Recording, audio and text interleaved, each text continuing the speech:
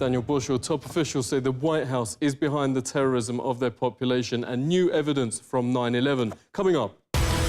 Whistleblowers leak U.S. talks with the head of Al-Qaeda.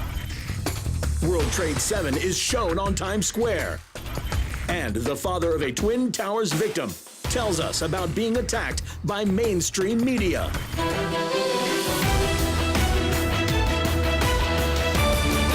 Decades of terror against their own population blamed on extremists has actually been funded and planned by the White House. Top-level officials in the government and the CIA confirmed.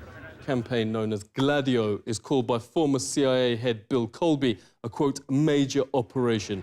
In sworn testimony, one of the conspirators confessed, you have to attack civilians, the people, women, children, far removed from any political game, so authorities can bring in a state of emergency. Dr. Daniel Ganser, author of NATO's Secret Armies, thanks very much indeed for coming on. So mainstream media don't report this, but it is now on the record and officially documented that decades of terror attacks against their own population are in fact organised by the CIA and the White House.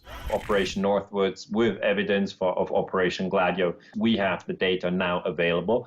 And then the people understand that this exists, but they still have a psychological moment where they have a hard time to believe that it still goes on, because it's bad news. You know, it basically means that terrorism can be manipulated in order to move people around like sheep, really. And if you're told you're sheep and you're being moved by false flag terrorism, I mean, this is really something you don't want to hear. Yeah, we keep finding this term strategy of tension by the White House. What does it mean?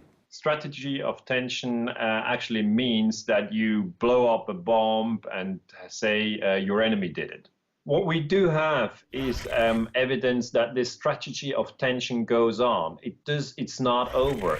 Bigger than Watergate, the FBI's Dennis Sacker calls US shielding Al-Qaeda leaders up to 2001 and reports Veterans Today still ongoing. FBI whistleblower Sybil Edmonds has exposed the, quote, innumerable regular meetings between US representatives and bin Laden's deputy, now head of Al-Qaeda, Ayman al-Zawahiri, leading up to September 2001. July 2001, FBI agents closing in on the 9/11 plotters were thrown off the case and threatened with prosecution. Then, when officers arrested Mohammed Khalifa, directly linked to America's most wanted terrorist, Ramzi Youssef, the Secretary of State himself intervened, had Khalifa immediately deported to Saudi and released. People at the CIA were rip not even speaking in retrospect, but contemporaneous with what the intelligence community knew. Khalifa's deportation was unreal. Dr. Kevin Barrett is the author of Questioning the War on Terror. Great to speak to you. We actually have leaders admitting these terrorists are just tools. And that's what Al-Qaeda is. It's a cat's paw for Western intelligence agencies. And we heard this from the Arab world's leading political commentator, Mohammed Hakel, who told us immediately after 9/11 that this official story of 9/11 is ridiculous. He said when he was at the highest levels of government in Europe, he was the one who was in charge of essentially infiltrating and virtually running so-called Al-Qaeda. He said Al-Qaeda is full of people from Saudi intelligence, from U.S. intelligence, Israeli intelligence, and of course Egyptian intelligence. It couldn't do anything on its own. British scholar Nafis Ahmad, who's one of the world's leading scholars of terrorism and one of the best, talks about an incident that happened in Turkey. I believe this was a little bit before 9/11. A high-level, supposed senior Al-Qaeda commander was arrested in Turkey. And the guards at the prison, who were devout Muslims, noticed that he wasn't praying.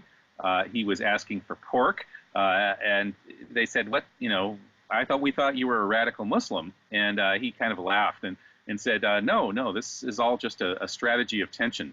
This 9/11, the world's top physicists, pilots, engineers joined victims' families to sidestep the mainstream media wall of silence. Huge billboards on Times Square and across the states confront the fact most Americans don't know a third giant tower on 9/11 wasn't even hit by a plane, yet somehow collapsed in free fall. At 5:20 p.m., World Trade 7 suddenly, neatly and symmetrically just folded like a pancake. This is high school physics. A building cannot do free fall with 40,000 tons of structural steel in its structural system without it being blown up. The government version is that office fires made all 84 steel columns break at the same time. But there are other versions. John Cole's among thousands of leading independent experts with architects and engineers for 9/11 Truth. Great to speak to you. So who did it? Who didn't do it is the 19 hijackers that allegedly flew the plane. It is impossible. It is impossible to melt that steel by the office fires, the jet fuel, or the collapse itself. It's a physical impossibility. It cannot be replicated experimentally. It defies the laws of physics. If you set aside your politics, you set aside your beliefs and your religion, and you use the scientific method. World Trade Center 7 is basically a classic controlled demolition where a building free falls and comes straight down into virtually its own footprint. The only explanation that explains all the evidence, the nanothermite, the iron microspheres, the high temperatures found out there, the free fall, the uniform, what I call the uniform acceleration of the towers, when those came down, there was no impact or jolt when it hit the undamaged section below. Because there was no jolt, something blew those towers out, allowing it to uniformly accelerate downward. The only thing that makes any sense at all from a scientific perspective is that those towers were blown up. John made a mockery of mainstream sites Nat Geo and Pop Mechanics, who've desperately tried, for instance, to show 175 pounds of military nanothermite couldn't break the columns. John did it with just 1 pound. Can thermite of any type burn through steel beams? I guess it can. Renowned librarian and researcher Elizabeth Woodworth has come in to help form the Consensus 9/11 panel, confirming it uses best practice with the most rigorous peer review. Thanks so much for joining us. There's this remarkably high consensus among experts that the government version can't be right. We have some of the top experts in the field who've published in peer-reviewed scientific journals. And yet, these scientific journals exist, like the Herrott study, but they're never covered in the media. If people knew about the research, they would find it compelling. Dr. Griffin has said that he's never heard of anybody who saw the evidence, became converted to this point of view, and then changed back. Yeah, the panel's made government already change its story and admits Skyscraper 7's freefall. That's right.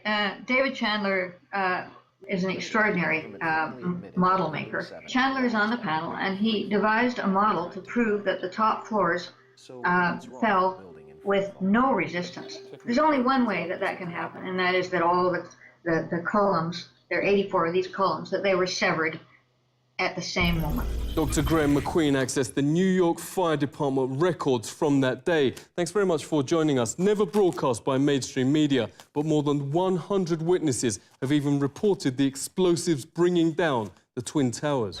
Here was this roughly 10,000 pages of extremely rich eyewitness material. And I found that there were 118 people who clearly perceived explosions. You know, we have firefighters who are used to fighting high-rise fires, who are used to encountering smoke explosions and boilers, and yet they use words like bombs.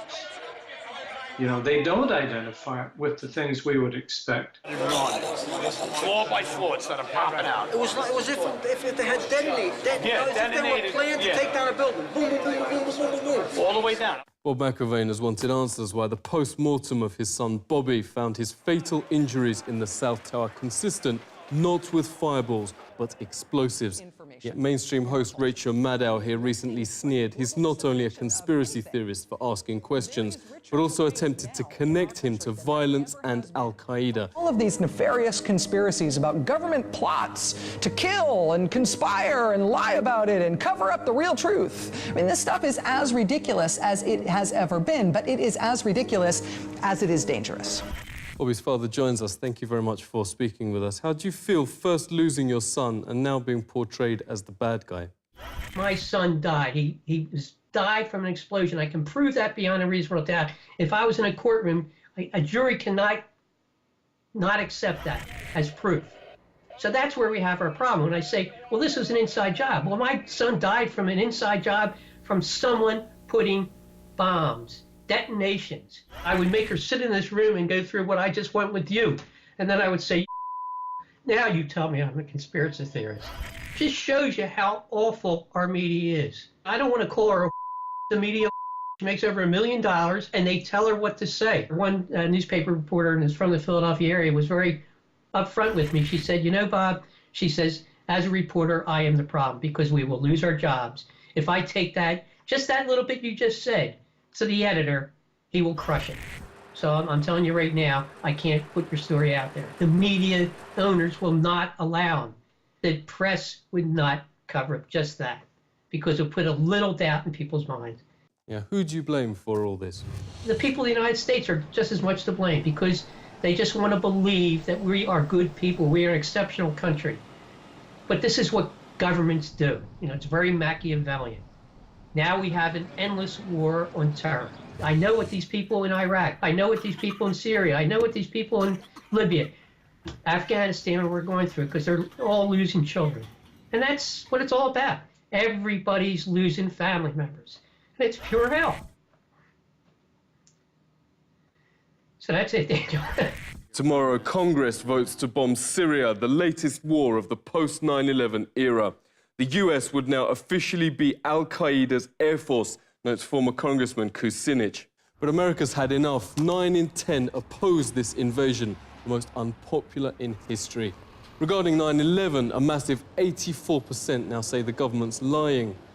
We now have the precedents documented that governments prepared to commit supreme crimes against its population. Exactly what happened on 9/11 can be argued by both so-called conspiracy theorists and the authorities. What's beyond dispute is on the 11th of September, the world will join to mourn the almost 3,000 innocent people who lost their lives. This is The Truth Seeker.